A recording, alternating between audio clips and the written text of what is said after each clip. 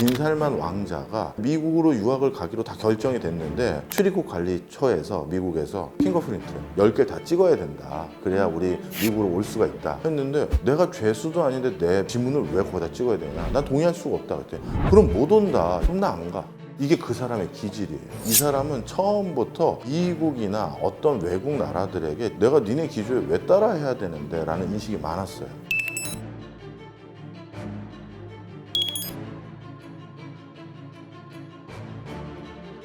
마음을 먹으면 미국 S&P 500 기업 중에 절반을 살 수 있다. 빈살만이 되게 공격적인 리더십을 가지고 있다라고 말을 하셨는데 뭐가 그렇게 그 사람을 자신만만하게 만든 건지 궁금해요.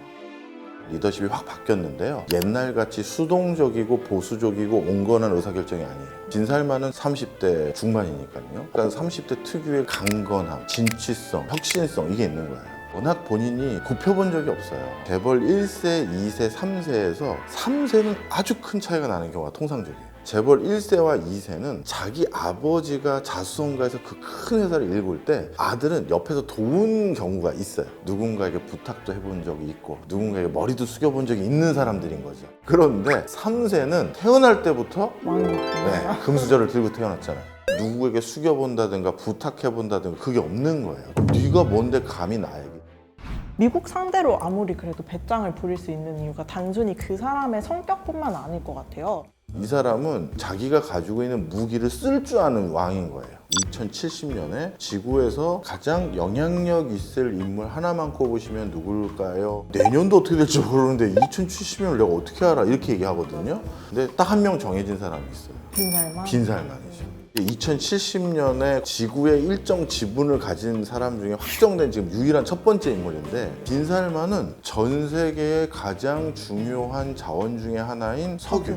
이걸 기반으로 에너지 수급 체계의 일정 부분 의사결정을 가지고 있는 사람으로 지구의 지분을 이미 가지고 있고요. 현대 때부터 벌어온 돈으로 지구상에서 단일 사람으로 제일 큰 부자예요. 빌 게이츠니 일론 머스크니 그 사람들 재산 다 합쳐도 빈살만 못해요. 빈살만의 재산은 확정된 게 아니라 잠정적으로 빈산의 일각처럼만 나와 있는 거고 나머지가 훨씬 더 많거든요. 그럼 그 어마어마한 돈으로 또 엄청난 권력이 될 수가 있겠죠. 그러다 보니 빈살만은 앞으로 한 50년간 확정된 리더십으로 정해진 1호의 부동의 인물이에요. 그걸 본인이 모를 리가 없어요. 그러니 본인 기질도 원래 강성인데 가진 힘도 세니까 상상하는 이상의 행보와 판단 그리고 결정을 하는 거죠.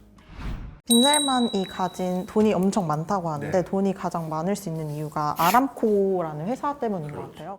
아람코는 뭐의 줄임말이냐면 아라비아 아메리카 코퍼레이션이에요.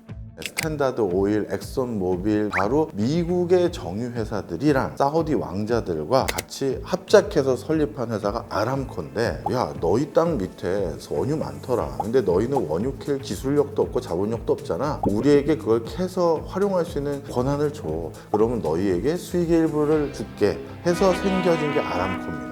2차 세계대전 즈음에 영국과 미국이 만나서 아라비아 반도를 딱 놓고 둘이 아라비아 반도의 석유를 누가 개발할 건지 둘이 정했어요. 그 아라비아 반도 원주민들은 의사결정이 안 들어가고 영국은 이라크를 중심으로 해서 이란이라든가 이쪽 지역에 석유를 내가 캘게. 그러면 나는 쿠웨이트랑 사우디 쪽을 내가 캘게 해서 루즈벨트랑 처칠이 그렇게 선을 그어버린 거예요.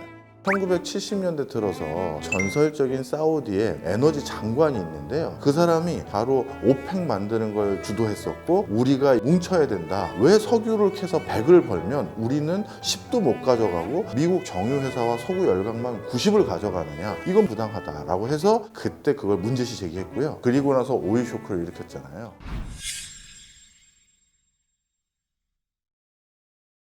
진짜 물가가 갑자기 단기간에 두세 배 이상씩 오르고 석유 가격은 네다섯 배가 오르니까 미국의 가장 친우방 국가인 영국, 프랑스, 심지어 우리 한국과 일본도 미국에게 한 소리를 하는 거예요. 뭐 하냐, 빨리 화해를 하든지 해야지. 우리 다 죽는다. 한국에서 공문서나 대통령 입에서 미국에 반하는 내용을 가장 강력하게 성명서로 발표할 때가 오일 쇼크 때였어요.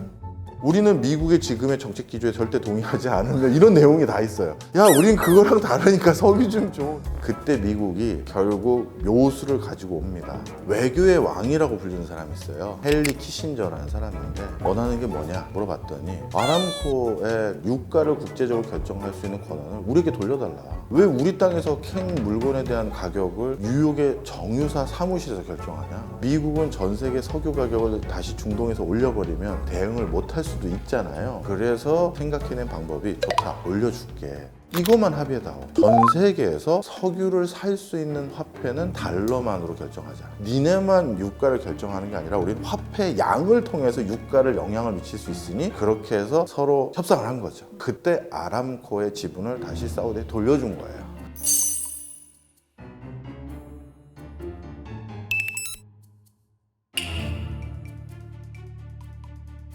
그런데 놀라운 건 아람코 회사 전체 가치에서 일부만 상장한 거예요. 일부만 상장했는데 한때 시총이 애플보다 컸죠. 경제적으로 봤을 때 어떤 변화가 지금 빈살만이 주도하고 있는지.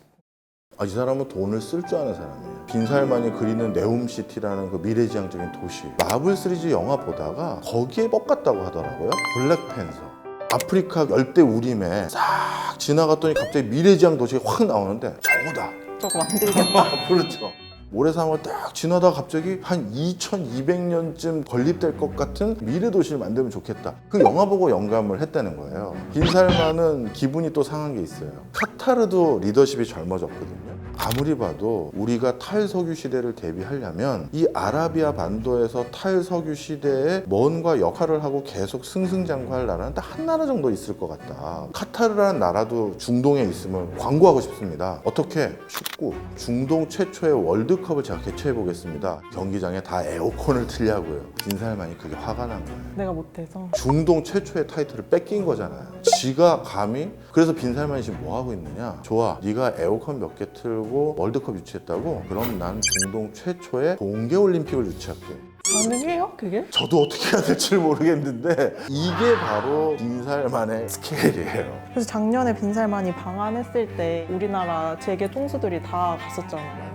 그 재계설 1등부터 5등까지를 한 시간에 모은다는 건 쉬운 일이 아니에요. 그런데 딱 보면 빈살만이 가운데 딱 앉아있고 여기 번호 1, 2, 3, 4, 5 할 정도로 쭉 나란히 앉아있잖아요. 대단한 거죠.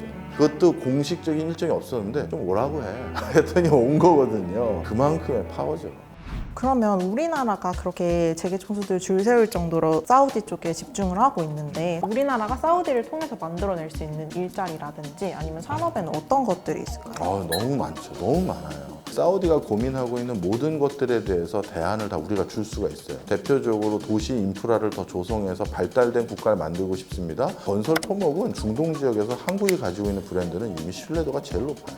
그 다음에 ICT 최첨단 분야, 심지어 컨텐츠, 소프트웨어 이런 것까지 하고 싶어 하는데 이런 ICT 분야 최첨단 물건들 한국이 잘 만들고 있고 심지어 컨텐츠 분야에서도 한국은 괄목할 만한 성과를 내고 있잖아요. 벌써 게임 컨텐츠 분야라든가 카카오 엔터테인먼트 같은 경우는 중동의 오일머니가 이미 투자로 들어와 있어요. 중동 지역은 이자를 받으면 안 된다는 율법상 금융업이 투자나 이런 걸 적극적으로 못해요. 그런데 우리나라의 금융회사와 코업을 한다든가 하면 간접적으로 그렇게 쉼틈을 만들 수 있는 여지가 좀 있거든요.